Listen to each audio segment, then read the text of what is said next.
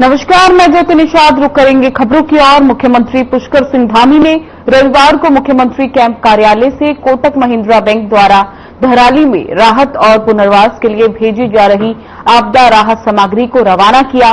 Bank ने CSR के तहत 10 से 12 दिनों तक के लिए पर्याप्त कच्चा राशन, आटा, चावल, दालें, मसाले, खाद तेल सहित दैनिक उपयोग के आवश्यक सामान शामिल किए हैं। सीएम धामी ने कोटक महिंद्रा बैंक का आभार जताते हुए कहा कि राज्य सरकार पीड़ितों की हर संभव सहायता के लिए प्रतिबद्ध है। राहत कार्यों में किसी भी प्रकार की कमी नहीं आने दी जाएगी।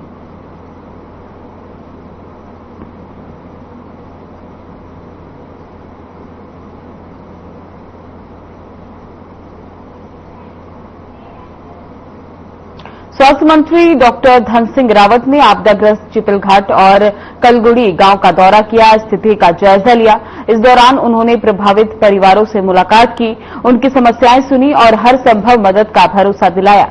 स्वास्थ्य मंत्री ने बताया कि मुख्यमंत्री और सरकार के सामूहिक प्रयासों से मात्र 48 घंटों में बेली ब्रिज कलगुड़ी पहुंचा दिया गया है और आने वाले कुछ दिनों में नया और मजबूत पुल बनकर तैयार हो जाएगा, जिससे आवागमन में किसी तरह की दिक्कत नहीं होगी। मंत्री रावत ने कहा कि आपदा की इस घड़ी में सबसे पहले प्रभावित लोगों की जान बचाना और फिर उन्हें राहत सामग्री, आवास और अन्य सुविधाएं उपलब्ध कराना सरकार की प्राथमिकता है। उन्होंने आश्वासन दिया कि राहत और पुनर्वास कार्य तेजी से जारी हैं और सरकार, प्रशासन और प्रदेशवासी पीड़ितों के साथ खड़े हुए हैं।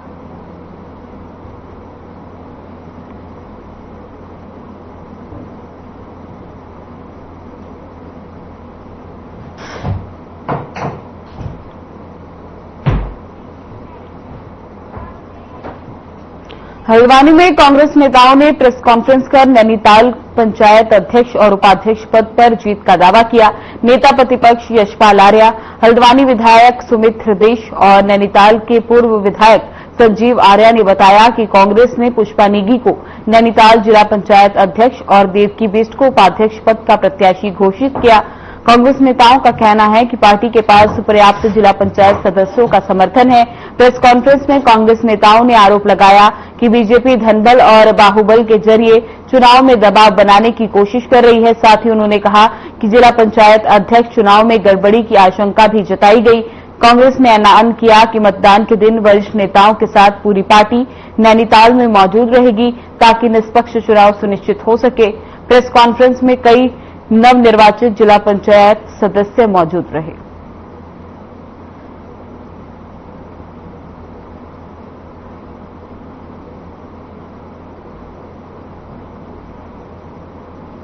कि हम तो लोकतांत्रिक जो पक्ष है उसको बहाल करने की हमेशा कांग्रेस पक्षधर रही है और जिला पंचायत में आपने देख ही लिया होगा, आज दूध का दूध पानी का पानी हो गया। अध्यक्ष पद में हो, उपाध्यक्ष पद में हो, सम्मानित सदस्य लोग हों, हमारे पास मेजॉरिटी है और भारतीय जनता के पास अब क्या है, LIU भेजी उन्होंने यहां, सोचिए प्रेस में। ये सोचने का विषय है, प्रदेश की जनता को समझना चाहिए। एक प्रेस कॉन्फ्रेंस हो रही है, LIU आ रही है देखने के लिए कौन आया, कितने सदस्य हैं, एजेंट की तरह इनके काम कर रही है पूरा प्रशासन, पूरी पुलिस।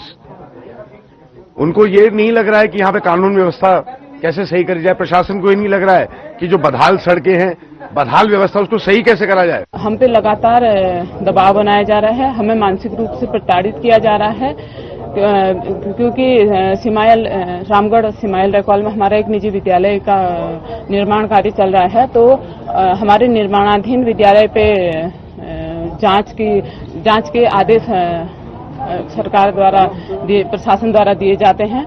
तो मैं पूछना चाहूंगी कि पिछले 3 वर्षों में इस चुनावी दौर में ही सरकार को क्यों याद आया कि हमारे विद्यालय की जांच करानी है। हमें बैंक ने फाइनेंस किया है हमें, तो मतलब आप सभी को पता है कि क्या बैंक ऐसे ही किसी भी व्यक्ति को लोन दे देता है। तो ये एक बहुत ही छोटी सोच का उदाहरण दिया है, क्योंकि देखिए विद्यालय जो शिक्षा के मंदिर हैं, इन चीजों पर आप राजनीति कर रहे हैं। तो मैं कहना चाहूंगी कि पद तो बड़े बड़े मिल गए लेकिन सोच नहीं बड़ी हुई। और पूरे प्रदेश में कांग्रेस के जो भी प्रत्याशी रहे हैं उनको जीत सुनिश्चित हुई है।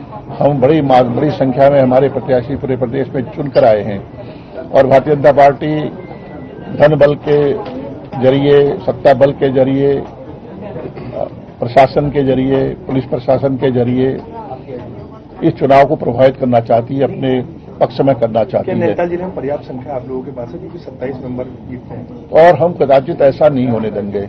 हम एकजुट हैं और हमारी संख्या नैनीताल जनपद में पर्याप्त संख्या में है और हम जीतेंगे। लेकिन जिस तरह से हमारे आज ही मैंने देखा कि यहाँ पर एलआईयू की पूरी टीम बैठी हुई है, इस प्रेस कॉन्फ्रेंस में, इस पत्रकार वार्ता में उनके आने का क्या औचित्य है।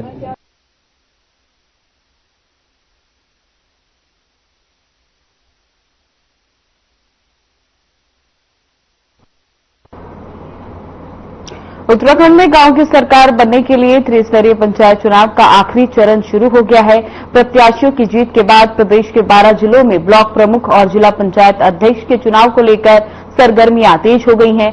इन दोनों पदों पर चुनाव 14 अप्रैल को होना है, जिसको लेकर बीजेपी ने 12 जिले के ब्लॉक प्रमुख पदों के लिए अपने प्रत्याशियों की सूची जारी कर दी है। मंजू गौड़ के नाम पर मोहर लगते ही उनके समर्थकों में खुशी की लहर दौड़ गई। उन्होंने संगठन के नेताओं, मुख्यमंत्री पुष्कर सिंह धामी और कालाडूंगी विलाल कुआं के विधायकों का धन्यवाद किया। मंजू गौड़ का कहना है कि उनके पास क्षेत्र पंचायत सदस्य का पर्याप्त समर्थन है और हल्द्वानी ब्लॉक प्रमुख के पद पर उनकी जीत तय है।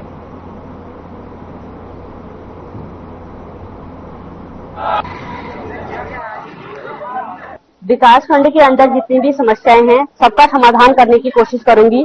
जो भी मुझसे संभव हो पाएगा उसे सब करने की कोशिश करूंगी। क्षेत्रीय जनता के लिए क्या कहना चाहेंगी जिन्होंने आपको जिता के भेजा है? क्षेत्र की जनता का तहे दिल से बहुत बहुत धन्यवाद। उनके असीम आशीर्वाद और मतों से मेरी विजय हुई है और मैं कोशिश करूंगी कि सभी का मैं समाधान कर पाऊं। संख्या बल का संपूर्ण मुझे समर्थन है और मैं चाहती हूं कि मैं आगे बढ़ूं। जिसके लिए मुझे पार्टी ने निर्देश भी दिए हैं, टिकट दिया है, उसकी गरिमा में बनाए रखूंगी। समस्याओं का सभी का समाधान करने की कोशिश करूंगी।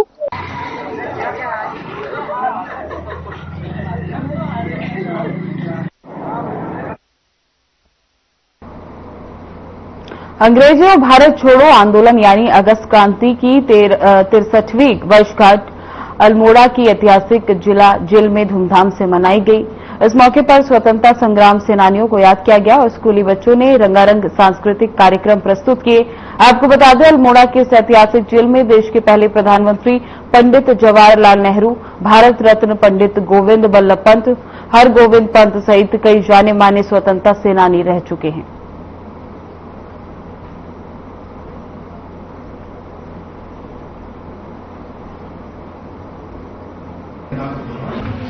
तो देश की आज़ादी के लिए जिन महान स्वतंत्रता सेनानियों ने स्वतंत्रता की बेदी पर अपने प्राण न्यौछावर किए और सैकड़ों वर्षों की दास्ता को, जो विदेशी दास्ता थी, उससे छुटकारा दिलाया, देश को आज़ादी दिलाई, उन महान स्वतंत्रता सेनानी को आज याद करने का दिन है, उनके पश्चिमी पर चलने का दिन है। ये आज़ादी हमें कोई उपहार भी नहीं मिली, विरासत में होकर आज़ादी नहीं मिली है। इस आज़ादी, जो आज़ादी है, ये वीरों के शौर्य से हमको आज़ादी मिली और वीरांगनाओं का भी बहुत बड़ा सहयोग रहा। वीरांगनाओं के जो है, वीरांगनाओं के सचिव से हमको आज़ादी मिली। साथ ही हमारे शहीदों के रक्त से हमको आज़ादी मिली। उनमें जो है पंडित जवाहरलाल नेहरू जी, गोविंद बल्लभ पंत जी, खान अब्दुल गफार खान जी, सैयद अली जहीर जी, हरगोविंद पंत जी, आचार्य नरेंद्र देव जी, मोहनलाल शाह जी और सरला बहन आदि जो यहाँ पर निर्भर हैं। जैसा कि आज यहाँ पर अल्मोड़ा जिला जेल में अगस्त क्रांति दिवस मनाया जाता है और यहाँ पर पंडित जवाहरलाल नेहरू जी भी निर्भर रहे थे, तो उनका और नेहरू जी का और अल्मोड़ा जेल का जो एक हम संबंध देखते हैं, तो ये अगस्त क्रांति से जो है, तो जब 1942 में 8 अगस्त 1942 को महात्मा गांधी जी ने मुंबई में एक जनता को आह्वान दिया था, करो या मरो करके, कि अंग्रेजों भारत छोड़ो। जब उन्होंने ये जनता को आह्वान दिया तो उसके बाद जितने भी हमारे बड़े जो नेता थे वो सब अंग्रेजों ने गिरफ्तार कर लिए।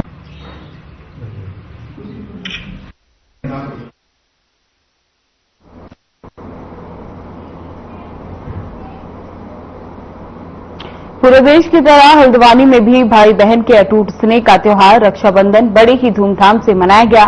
इसी कड़ी में हल्द्वानी जेल में भी रक्षाबंधन का आयोजन हुआ, जिसमें कुमाऊं कमिश्नर एवं सचिव मुख्यमंत्री दीपक रावत ने महिलाओं के साथ साथ ये पर्व मनाया। इस मौके पर कुमाऊं कमिश्नर दीपक रावत की पत्नी विजेता रावत, जेल के अधीक्षक प्रमोद पांडे समेत जेल का पूरा स्टाफ मौजूद रहा।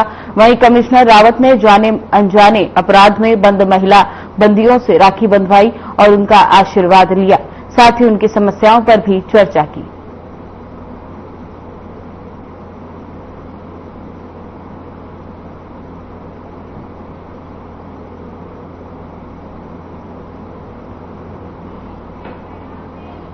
कोटद्वार में गढ़वाल राइफल के एमटी कैंप में स्वयं सहायता समूह से जुड़ी बहनों ने बड़ी संख्या में फौजी भाइयों की हिफाजत की कामना करते हुए उनकी कलाइयों पर रक्षा सूत्र बांधे।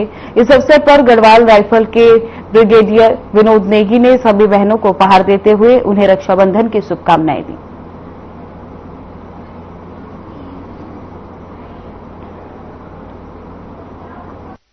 कलाइयों पे राखियां बांधी है और उनके लिए हमेशा हम सब की जितनी यहाँ पर हम सब बहनों ने जिन्होंने भी ये राखियां तैयार करी है, हम सब बहनों की तरफ से हम सब ने उनकी लंबी आयु और सुरक्षा की भगवान से प्रार्थना करी है। और जैसा कि हम सभी बहनें वहाँ पर उस जगह पे गए भी थे, तो हमारे वहाँ पर ब्रिगेडियर विनोद नेगी जी ने हम सभी बहनों का बहुत बहुत धन्यवाद और आभार जताया कि जिस तरीके से हम बहनों का प्यार हम सब सैनिक भाइयों के लिए इस धागे में पिरो के हम सब ने भेजा हुआ है। वाकई एक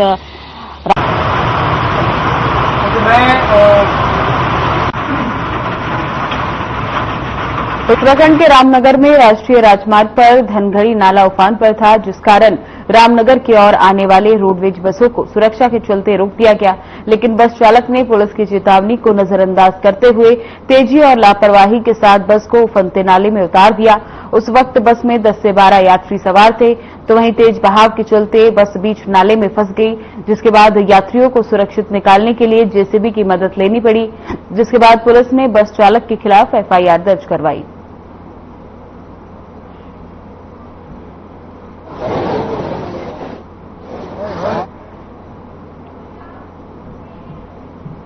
अगली खबर उत्तराखंड में त्रिस्तरीय पंचायत चुनाव में वोटिंग की प्रक्रिया समाप्त होने के बाद अब नव निर्वाचित प्रतिनिधियों के जरिए ब्लॉक प्रमुखों और जिला पंचायत अध्यक्षों के चुनाव होने हैं। पंचायत चुनाव में आरक्षण को लेकर कांग्रेस पहले से ही लगातार सवाल उठाती आ रही है। अब जिला पंचायत अध्यक्षों के आरक्षण को लेकर कांग्रेस पूरी तरह से मुखर है और सरकार पर लगातार आरोप लगा रही है।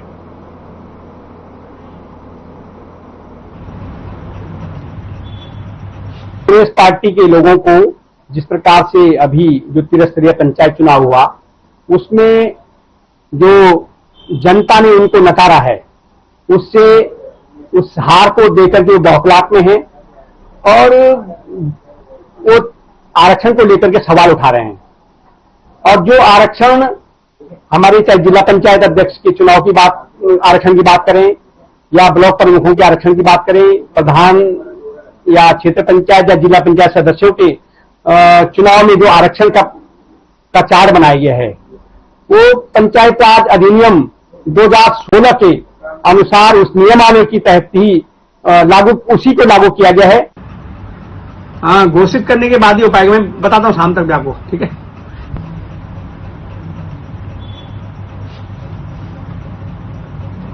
मतलब खबरों में आगे बढ़ने से पहले लेंगे एक छोटा सा ब्रेक।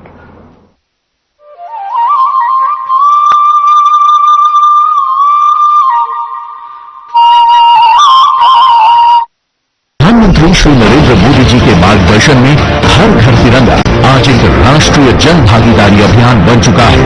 देश की हर कोने में इस अभियान की गूंज सुनाई दे रही है और इसी कड़ी में मुख्यमंत्री श्री पुष्कर सिंह धामी के नेतृत्व में देवभूमि उत्तराखंड भी इस अभियान में देशभक्ति की एक अनूठी मिसाल प्रस्तुत कर रहा है। राज्य में गांव से लेकर शहरों तक विद्यालयों, महाविद्यालयों और सार्वजनिक स्थलों पर तिरंगा रंगोली, सांस्कृतिक प्रस्तुतियां, रैलियां, तिरंगा मेला व प्रदर्शनी एवं ध्वजारोहण समारोह आयोजित किए जा रहे हैं।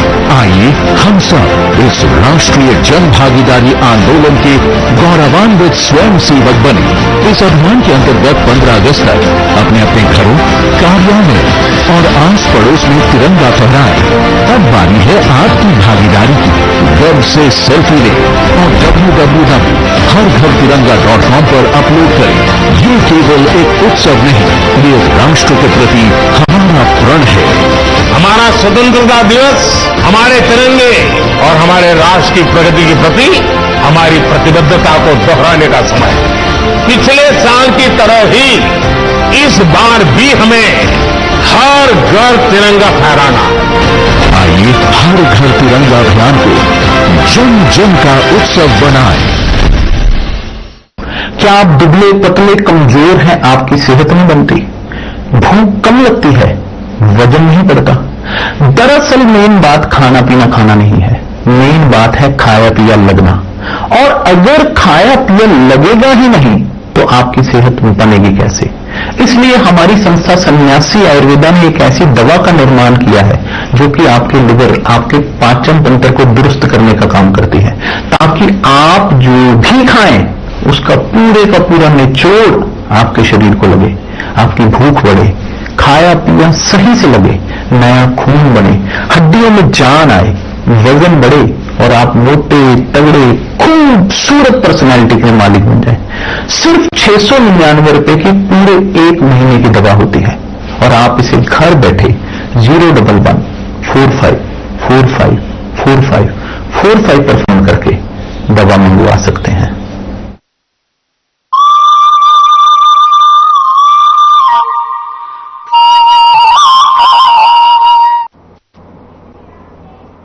ब्रेक के बाद स्वागत है आप सभी का। खबरों में आगे बढ़ते हैं। इन दिनों कैलाश मानसरोवर यात्रा चल रही है। आज देश भर से कैलाश मानसरोवर यात्रा के लिए जा रहे यात्रियों का 50 सदस्यीय अंतिम जत्था टनकपुर पर्यटक आवास पहुंचा, जहां उनका केएमवीएन टीम, गृह प्रबंधक मनोज कुमार और पर्यावरण संरक्षण समिति अध्यक्ष दीपा देवी की टीम ने भव्य स्वागत किया।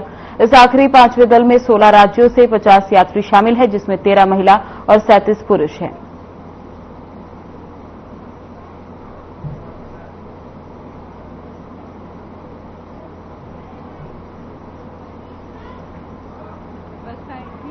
और इतने अच्छे से सब कुछ प्रबंध किया गया है और स्पेशली गवर्नमेंट की तरफ से, और यहाँ के जो लोकल्स हैं वो लोग जितने सुंदर से सज के सारे बच्चे हमारा वेट कर रहे थे और हमारे लिए डांस किए। बहुत ही सुंदर, बहुत ही मतलब वर्ड्स नहीं है समझाने को कितना अच्छा लग रहा है। जी मैं एक्चुअली कोलकाता से हूँ, लेकिन जो मानसरोवर कैलाश भवन है उसमें निवास किया था और हमारी व्यवस्था राजस्थान सरकार से जो हमारे को मिलने वाली राशि वो भी मिलेगी और अपने धामी सरकार जो उत्तराखंड की है उनसे भी अच्छी व्यवस्था मिली, योगी सरकार से भी अच्छी व्यवस्था मिली, केंद्र सरकार की व्यवस्था बहुत अच्छी थी। हमारे स्वागत में कोई कमी नहीं रही, भोजन व्यवस्था में कोई कमी नहीं रही, यातायात सुविधा में कमी नहीं रही, स्वागत में कोई कमी नहीं रही, शानदार व्यवस्था रही। मैं इसलिए केंद्र सरकार, राज्य सरकार और सभी को बहुत बहुत आभार प्रदर्शित करता हूँ। कैलाश मानसरोवर यात्रा एक आशीर्वाद यात्रा कहलाती है, जो मेरे मन में एक भाव उठा।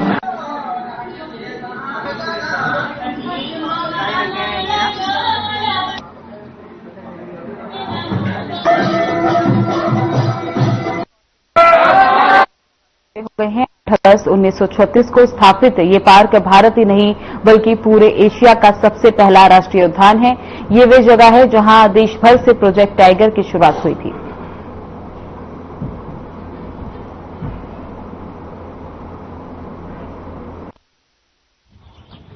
उद्यान की जो अधिसूचना थी वो 1936 में जारी की गई थी, जो कि देश का और मेनलैंड एशिया का प्रथम राष्ट्रीय उद्यान के रूप में डेवलप हुआ। उस समय ये 324 स्क्वायर किलोमीटर लगभग इसका क्षेत्रफल था, जो 1966 में बढ़ के 520 स्क्वायर किलोमीटर हो गया और फिर इसमें जो सुरंगी वाइल्ड लाइफ सेंचुरी का एरिया ऐड हुआ, बाकी जो क्षेत्र थे वो भी ऐड हुए और आज इसका क्षेत्रफल जो है 1288.31 स्क्वायर किलोमीटर है। कॉर्बेट टाइगर रिजर्व के बनने से पूरे क्षेत्र का विकास हुआ है। यहाँ पर इको टूरिज्म जो है वो बहुत बड़े स्तर पर बढ़ गया है। 89 साल पहले प्रसिद्ध शिकारी और कथा लेखक जो है जिम कॉर्बेट, उनकी परिकल्पना रही और मैल्कम हेली जो तत्कालीन गवर्नर थे उन्होंने इसमें भरपूर सहयोग किया। और दक्षिणी एशिया का या एशिया मेनलैंड का पहला नेशनल पार्क 1936 में कॉर्बेट नेशनल पार्क बना था, तब उसे हेली नेशनल पार्क के रूप में जाना गया। बाद में आजादी के बाद अंग्रेजी प्रतीकों को हटाया गया तो इसका नाम कॉर्बेट नेशनल पार्क नहीं हुआ, इससे पहले रामगंगा नेशनल पार्क था। और जब अंग्रेज शिकारी और कथा लेखक जिम कॉर्बेट का देहांत हुआ तो उनकी याद में इसका नाम फिर कॉर्बेट नेशनल पार्क कर दिया गया। तो अपने आप में कॉर्बेट नेशनल पार्क नाना प्रकार के जीव जंतुओं का बायोडाइवर्सिटी का एक घर है। तो ये एक अपने आप में संरक्षण की एक शुरुआत थी भारत के अंदर और एशिया महाद्वीप के अंदर।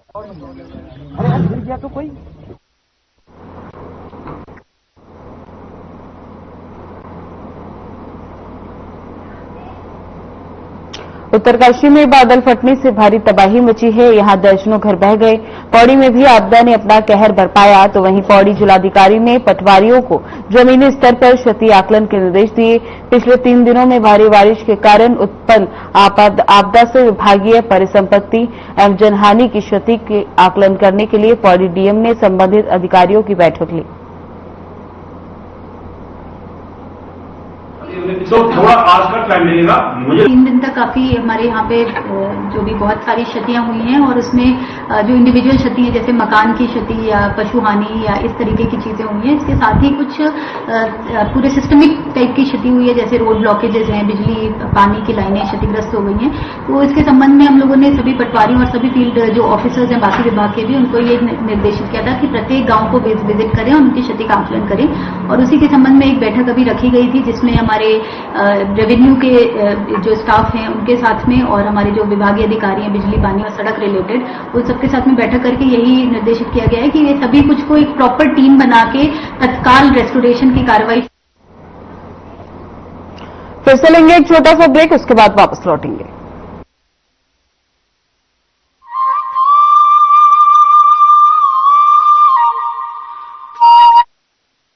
प्रधानमंत्री श्री नरेंद्र मोदी के मार्गदर्शन में मुख्यमंत्री श्री पुष्कर सिंह धामी ने कई ऐतिहासिक फैसले लिए हैं जो देवभूमि उत्तराखंड की सांस्कृतिक विरासत और विकास को आगे बढ़ाने में निर्णायक साबित हुए हैं। मुख्यमंत्री श्री पुष्कर सिंह धामी की दूरदर्शी सोच से आजाद भारत के इतिहास में समान नागरिक संहिता लागू करके नए युग का शुभारंभ करने वाला उत्तराखंड देश का पहला राज्य बना है। देवभूमि उत्तराखंड के संसाधनों और जमीनों को बचाए रखने के लिए जनभावनाओं के अनुरूप सख्त भू कानून लागू किया गया है। प्रदेश में पहली बार जबरन धर्मांतरण को संज्ञेय अपराध माना गया है और दोष सिद्ध होने पर 10 साल की गैर जमानती सजा का प्रावधान किया गया है। उत्तराखंड में देश का सबसे सख्त नकल विरोधी कानून लागू किया गया है। प्रदेश में पहली बार सरकारी नौकरियों में महिलाओं को 30% क्षैतिज आरक्षण प्रदान किया जा रहा है। राज्य में 23,000 से अधिक सरकारी नौकरियों में युवाओं को पारदर्शी प्रक्रिया से नियुक्ति दी गई है। डबल इंजन सरकार के कुशल नेतृत्व में G20 बैठकों से उत्तराखंड को ग्लोबल पहचान मिली है। इन्वेस्टर समिट से प्रदेश में निवेश के नए द्वार खुले हैं। राष्ट्रीय खेलों का भव्य और सफल आयोजन हुआ है और देश भर में खेल भूमि के तौर पर आधुनिक उत्तराखंड की पहचान बनी है। उत्तराखंड के पर्यटन को नए आयाम देने के लिए प्रदेश में पहली बार शीतकालीन यात्रा की ऐतिहासिक पहल की गई है। डबल इंजन सरकार के कुशल प्रबंधन से ही सिलक्यारा टनल से 41 श्रमिकों का सफल रेस्क्यू किया गया।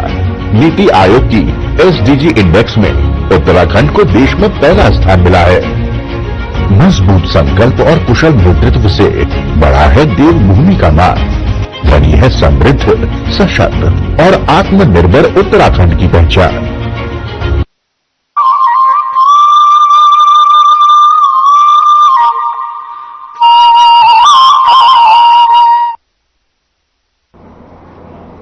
ब्रेक के बाद स्वागत है आप सभी का। अगली खबर की ओर बढ़ते हैं। ऋषिकेश और उसके आसपास के इलाकों में भारी बारिश की वजह से संक्रमण फैल गया है। तो वहीं संक्रमित मरीजों के इलाज के लिए सरकारी और प्राइवेट अस्पतालों में तेजी से पहुंच रहे हैं मरीज।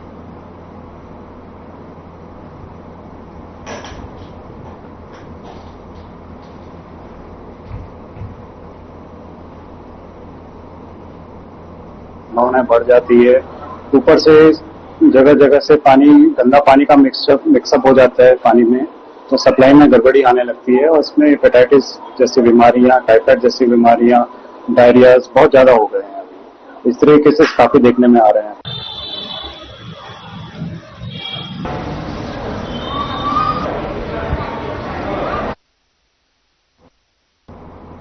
पौड़ी जिले के श्रीनगर विधानसभा क्षेत्र के पाबो पैठाणी मार्ग पर कलगड़ी के पास भारी बारिश के कारण पुल क्षतिग्रस्त हो गया, जिससे मार्ग अवरुद्ध हो गया। ये पूरा राढ़ क्षेत्र यहां से लेकर रामनगर तक जो है वो पूरा कटा हुआ रहेगा। तो पहली बात तो यह है कि हम लोग खुद जो है राहत पहुंचाने के लिए आए थे यहाँ पे, और मैं चाहता था कि माकुरा गांव भी जाऊं जहां 6 मजदूर लापता है, बौसरी गांव। बहुत है, हमको क्या दिक्कत नहीं है, लाइट नहीं है, हमें पीने का पानी नहीं है, नल बह गए। सुबह जब मैं गौशाला गई तो काम था पानी, जब मैं दोबारा गई तो बहुत टाइम आया था, चिल्लाई में बहुत ज्यादा, तो ये लोग सब आए, मेरे गाय बाहर निकाली, यहाँ से निकाले, किचन में डाल रखे, पूरे गाय के पैर पे चोट भी लगे। 2 गाय में ऊपर ले गए अपने देरानी के घर। आज का रात हम वही रहे, पूरा मकान टूट गया, हम जाएंगे कहाँ? मुझे चिंता इस बात की कि हम कहाँ रहेंगे। बाकी जो कुछ होगा सो देखा जाएगा, पर जाएंगे कहाँ, रहेंगे कहाँ? अगर एक बार फिर आता है तो हमारा मकान तो गया, तो हम कहाँ जाएंगे? पानी नहीं है, लाइट नहीं है, दिक्कत इसलिए हो रही है, खेत बह गई, सबकी खेत बह गई है। हमको जमीन दो, यू कुछ भी साधन करो हमारे लोगों का, सबका हमारे 3-4 खेत चले गए, सबके धान बूत रखी थी, मक्की थी और मिर्च थी, गाँव सारा पानी भरा, सारा नुकसान हो गया हमारा। तो यहाँ ऊपर से नीचे से सारा गांव के सारी खेती चली गई हमारी ना, बहुत परेशानी है। हम कल से हमारा न खाना न पीना बिल्कुल हैरान है, हम हैरान हो रखे। तो क्या होता पैसा देगा हमको सरकार, कुछ करेगा, मदद पानी करेगा सरकार, कुछ करने करेगा। फिलहाल बुलेटिन में बस इतना ही, बने रहे हमारे साथ। नमस्कार।